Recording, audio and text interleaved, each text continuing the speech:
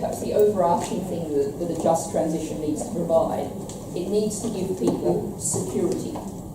It needs to give people freedom from fear.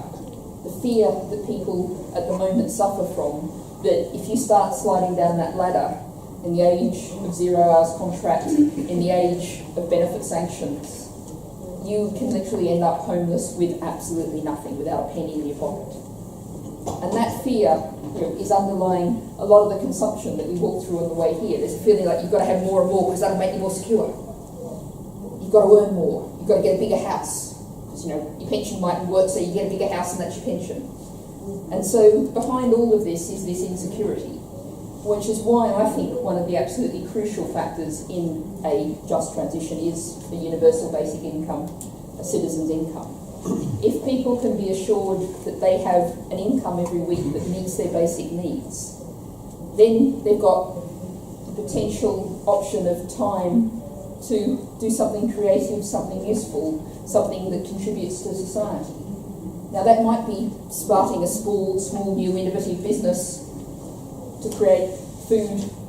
I can kind of think of a nice one that I know of in Stroud, where he cycles around town, collects all the coffee grounds and grows oyster mushrooms on coffee grounds. Creative things like that, but of course it's so hard to start a small business now because without the security you can very easily end up with nothing.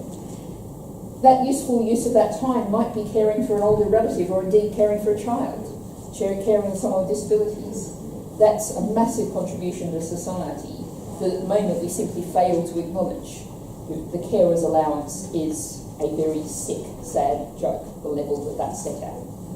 So a universal basic income could be the foundation of building really different kinds of ways of doing things. It would give people time to do politics.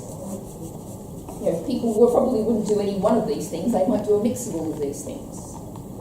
And at the moment, latest figures out recently said 1 in 6 people in Britain is overqualified for the job they do. Now I'm a bit cautious about these figures because I think everyone should get as much education as they possibly can. It's a public good, and if your cleaner wants to be a cleaner but has a PhD as well, that's fine by me, provided they want to be a cleaner. But we've got so many people who want to be an artist, who'd love to start a small business, but are stuck in a horrible call centre with a job they hate, making everyone who rings up miserable too because they have to get through the call in 53 seconds. Otherwise they're in trouble. So, a just transition is a huge message of hope, a huge message of creating a society that works for the common good within our environmental limits. It's essential, and boy, is it a cheerful, hopeful message. But let's make sure we get that hope, that cheer, that sense of excitement out there.